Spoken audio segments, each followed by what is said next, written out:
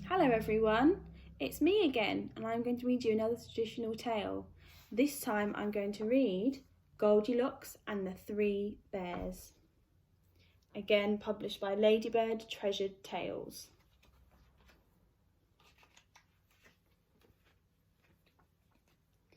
There once lived 3 bears, a big daddy bear, a middle-sized mummy bear and a little baby bear.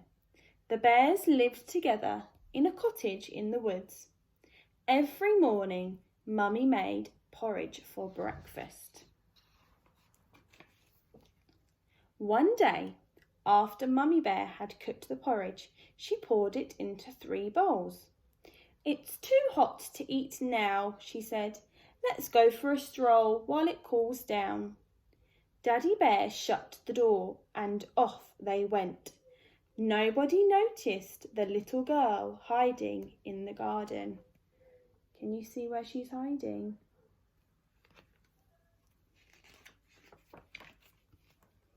The little girl was called Goldilocks.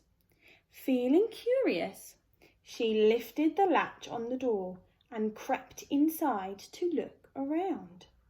The bear's cottage was warm and cosy.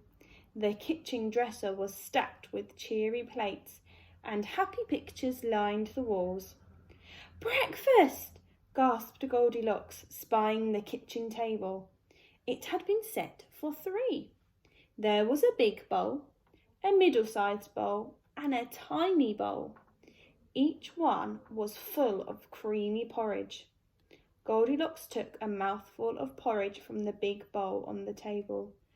"Oh no," she cried, "it's much too hot." Goldilocks looked over at the middle-sized porridge bowl. "I'll just try a mouthful," she whispered, hungrily lifting the spoon to her lips. "Ugh!" spluttered Goldilocks, "it's much too lumpy." There was only one bowl left to try. The girl moved round to the little green bowl with bees painted around the edge. "I'll just try a little bit," she decided. The porridge in the little bowl smelt especially delicious.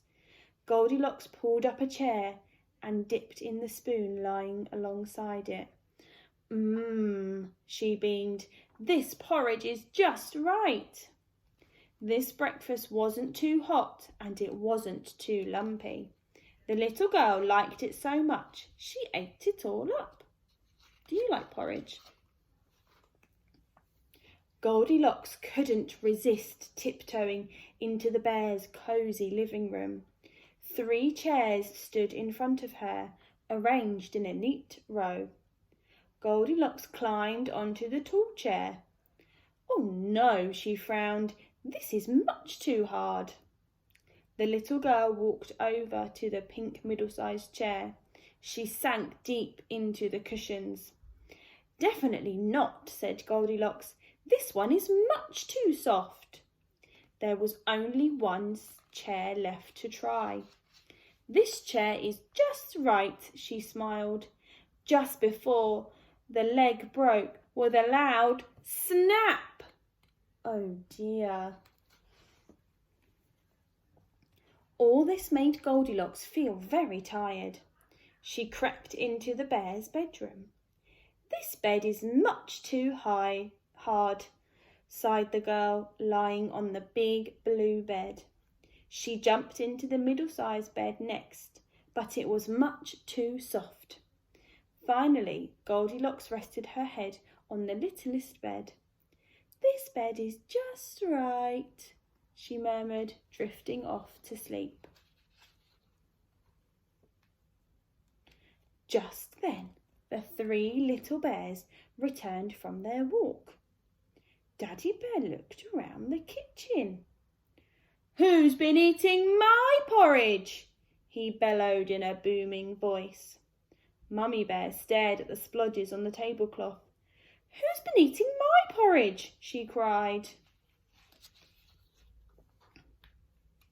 Baby Bear ran up to the table and peered into his bowl. His breakfast had disappeared.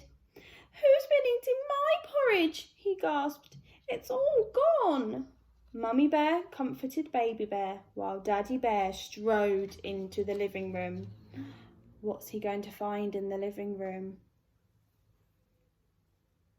"Who's been sitting in my chair?" growled Daddy Bear, getting even more cross. Mummy Bear spotted her cushions and knitting spread all over the floor. "Who's been sitting in my chair?" she cried. Mummy and Daddy Bear turned round to look at Baby Bear. Baby Bear pointed at his little green seat. "Who's been sitting in my chair?" he sobbed. "It's been broken in two." Mummy Bear and Daddy Bear marched into the bedroom. Uh-oh. "Who's been sleeping in my bed?" frowned Daddy Bear. The blankets had been disturbed and a slipper knocked onto the floor. Mummy Bear took one look at the rumpled blanket before her. "Who's been sleeping in my bed?" she cried. Suddenly, Baby Bear tugged at his mother's sleeve.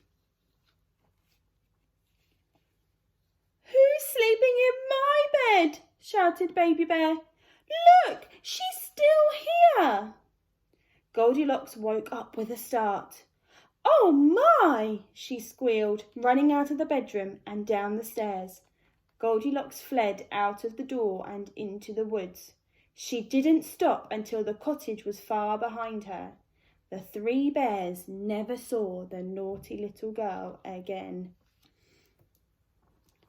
Perhaps you could make a bed for Baby Bear that is just right. See you soon.